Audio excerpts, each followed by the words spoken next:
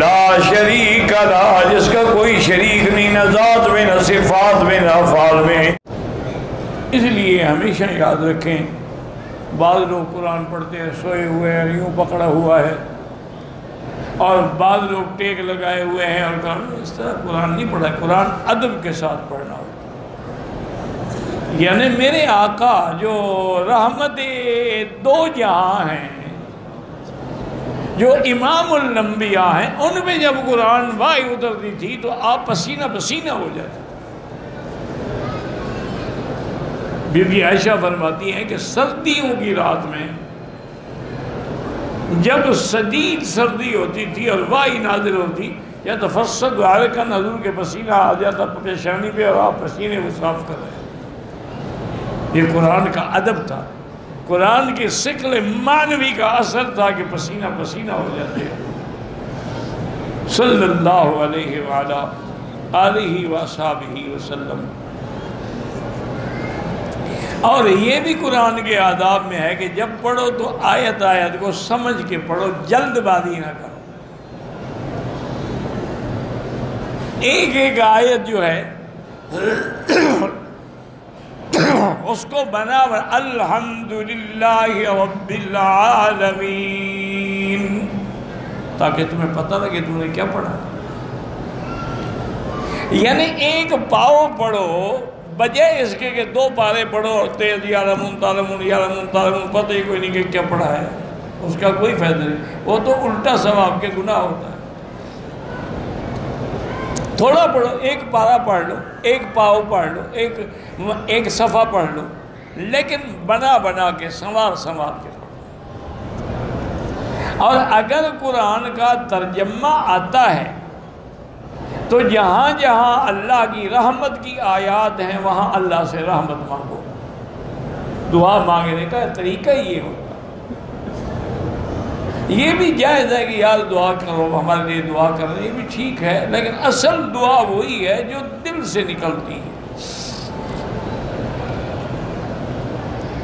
اور جہاں آیت وعید ہو، عذاب کا واقعہ کوئی آ جائے تو اللہ کے عذاب سے پناہ مانگو۔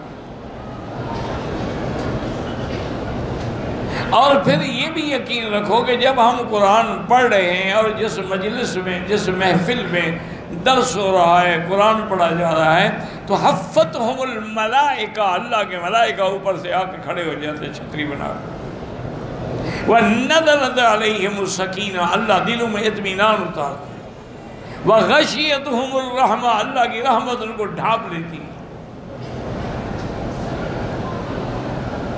اور دوسری بات ایک یاد رکھیں کہ ہم کیا کہہ سکتے ہیں، یہی کہہ سکتے ہیں کہ ہماری بدقسمتی ہے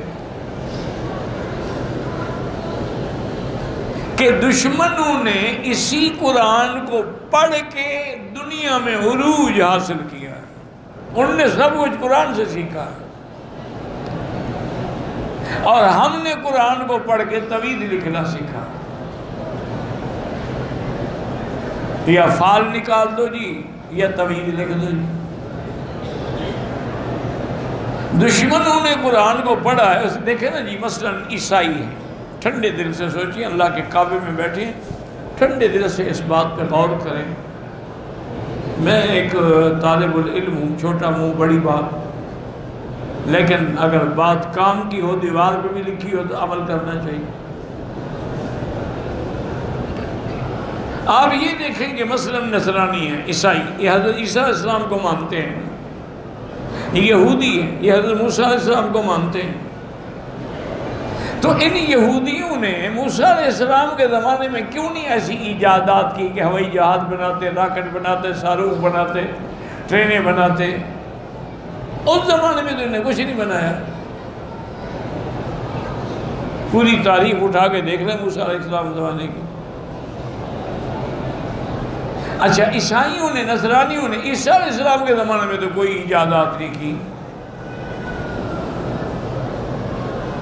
آخر وجہ کیا ہے کہ یہ جتنی ایجادات ہوئی یہودیوں نے کی یا عیسائیوں نے کی، سب نے قرآن اترنے کے بعد کی۔ وجہ کیا ہے کہ انہوں نے قرآن کو سمجھا ہے، انہوں نے کہا ہاں اس کے اندر تو بڑے بڑے حکمتیں ہیں، بڑے بڑے راز ہیں، اور بڑے بڑے علم ہیں جو چھپے ہوئے ہیں۔ ہم نے تو قرآن کی آیت کو پڑھا نا جی کہ الم تر کیف فعل ربک باصحاب الفیل، کہ ہاتھیوں کا بادشاہ آیا تھا، اس پہ اللہ نے پتھر برسائے تھے۔ ٹھیک ہے، صحیح بات ہے، قرآن میں موجود ہے، لیکن انہوں نے کہا کہ یار وہ ایسا پتھر کون سا تھا جو ایک پرندہ چونچ میں لے کے آیا، اوپر سے گرایا، ہاتھی مر گئے۔ وہ ڈھونڈتے ڈھونڈتے بدبخت ذرے پہ پہنچے اور ایٹم بنا ڈالا۔ اچھا یہ ایٹم بھی تو ایک ذرہ ہے نا۔ اسی طرح انہوں نے کہا کہ بھائی یہ کیا بات ہے کہ جن تو بڑی طاقت رکھتے ہیں، جو آسمانوں تک پہنچ جاتے ہیں، جہاں چاہیں پہنچ جاتے ہیں، دریا عبور کر لیتے ہیں، ہواؤں میں اڑ جاتے ہیں۔ یہ کیا بلا ہے کہ اب یہ کہتے ہیں کہ جب ہم آسمانوں کی طرف جاتے ہیں وَجَدْنَاهَا شِهَابًا رَصَدًا، وہاں پیرا لگا ہوا ہے، اور اگر ہم قریب جانے کی کوشش کرتے ہیں تو اللہ کی طرف سے ایک ایسا میزائل آتا ہے رجوماً للشیاطین، جو لگے تو ہمیں پاگل کر دیتا ہے یا قتل کر دیتا ہے۔ زَيَّنَّا السَّمَاءَ الدُّنْيَا بِمَصَابِيحَ وَجَعَلْنَاهَا رُجُومًا لِلشَّيَاطِينِ۔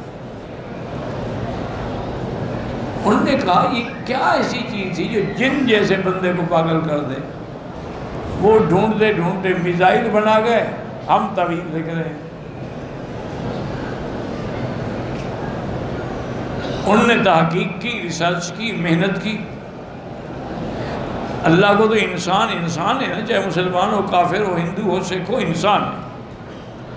وہ کوئی کھوتا یا گھوڑا تو نہیں ہے نا، انسان جب انسان ہے کام کرے گا، محنت کرے گا، اس کو دنیا میں بدلہ مل جائے گا، مومن کو آخرت میں ملے گا۔ ورنہ اللہ کافروں کو اولاد ہی نہ دیتے، رزق ہی نہ دیتے، بھوکے مر جاتے۔ نہیں، اللہ کے نزدیک سب انسان ہیں۔ دیکھو نا آج بھی دنیا کے جو عادل بادشاہ ہیں وہ کہتے ہیں کہ ہمارے ملک کے اگر کوئی اقلیت ہے، کوئی ہمارا مخالف ہے، اس کو بھی رعایت ہے، اس کی بھی حفاظت کرو، جیسے مسجد کی حفاظت کرو، گرجے کی بھی کرو، مندر کی بھی کرو، وہ بھی ان کی عبادت خانی ہے۔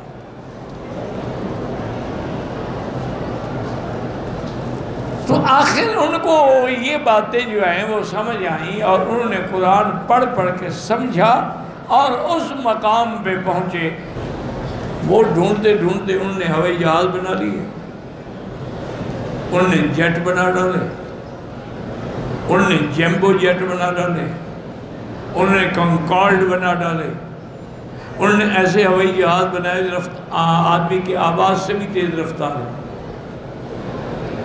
اور ہم کہاں کھڑے ہیں؟ ہم اسی جگہ کھڑے ہیں۔ مولوی صاحب قرآن کھول کے فالتو بتائیں میرا بیٹا گم ہو گیا کہاں ہے۔ مولوی صاحب کو تو اپنی بیوی کا بھی پتہ نہیں کہ گھر بیٹھی ہے یا نہیں ہے، تیرے بیٹے کا وہ بتا دے گا۔ بس پاگل بنانے والی بات ہے۔ اس کی وجہ کیا ہے کہ انہوں نے ترقی کی اور ہم نے نہیں کی۔ ہم بھی تو انسان تھے نا۔ وجہ یہ ہے کہ جو پہلا سبق تھا وہ ہم بھول گئے۔ پہلا سبق کیا تھا کہ اقرا، پڑھو۔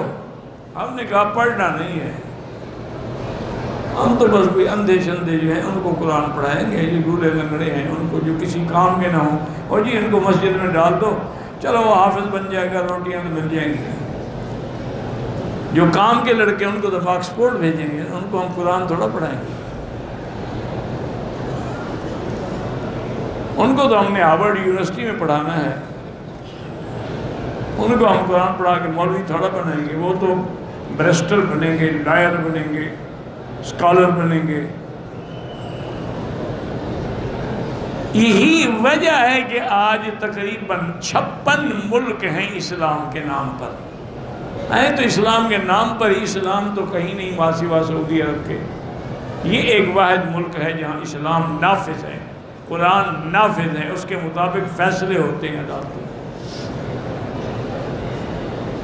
باقی تو ہم سب نام کے ہیں، اسلامیہ جمہوریہ پاکستان، اور لڑکیاں ننگی ناچ رہی ہیں۔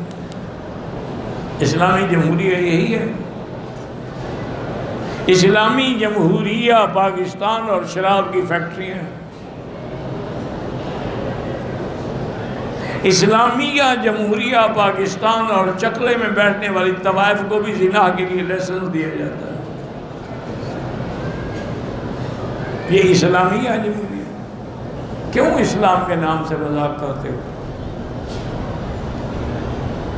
نہیں رکھ سکتے، اسلام پر عمل نہیں کرتے، نام رکھنے کی کیا ضرورت؟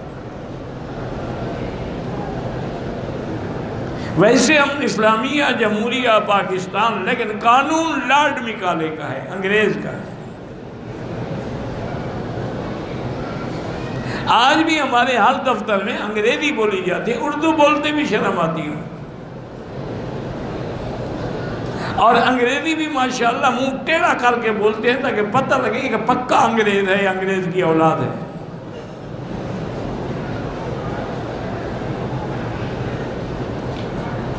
عربی تو ہمارے بڑے بڑے جو منسٹر ہیں ان کو سورۃ قل هو اللہ احد بھی نہیں آتی، اتفاق سے اس کو پڑھنی پڑ گئی، وہ نہیں پڑھ سکا بیچارہ۔ لا حول ولا قوة الا باللہ العلی العظیم، انا للہ و انا الیہ راجعون۔ تو 56 ملکوں میں اس وقت تقریباً 600 یونیورسٹی ہے، اور جاپان کے اندر 1000 یونیورسٹی ہے۔ ان کے ایک ملک میں 1000، ہمارے 56 ملک میں 600۔ تو مقابلہ کیسے کریں گے جناب؟ 1000 یونیورسٹی میں اگر ہر یونیورسٹی میں ایک آدمی بھی پی ایچ ڈی نکلے تو 1000 نکلے گا نا سال میں۔ ہمارا تو 600 میں، سال میں 600 بھی مشکل سے نکلے گا۔ اور ہماری جو 600 یونیورسٹیاں ہیں ان میں انٹرنیشنل لیول پر، عالمی سطح پر تقابل کیا جائے تو 3-4 ہیں، اور سب سے اہم یونیورسٹیاں پتہ ہے کس کی ہیں؟ یہودیوں کی۔ اور آج بھی وہاں باقاعدہ دور حدیث پڑھایا جاتا ہے، بخاری شریف پڑھائی جاتی ہے، یہودی پڑھاتے ہیں۔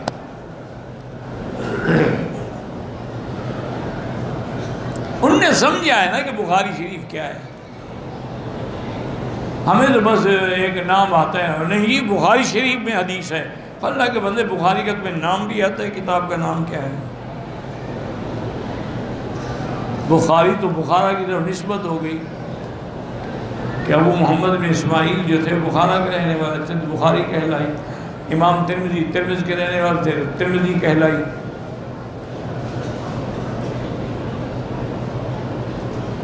نام بھی نہیں آتا، ہمیں نام بھی نہیں آتا،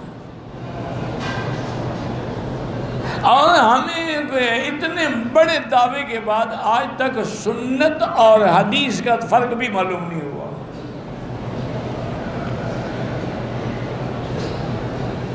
کہ بعض چیزیں حدیث میں ہیں، ثابت ہیں، لیکن سنت نہیں ہے۔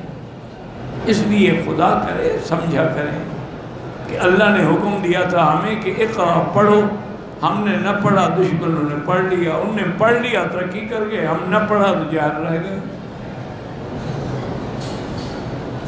یہ اللہ کا کتنا بڑا کرم ہے، قرآن تھوڑا تھوڑا ہوتا ہے تو کم سے کم تم تھوڑا تھوڑا یاد کر لو، تھوڑا تھوڑا سمجھ لو۔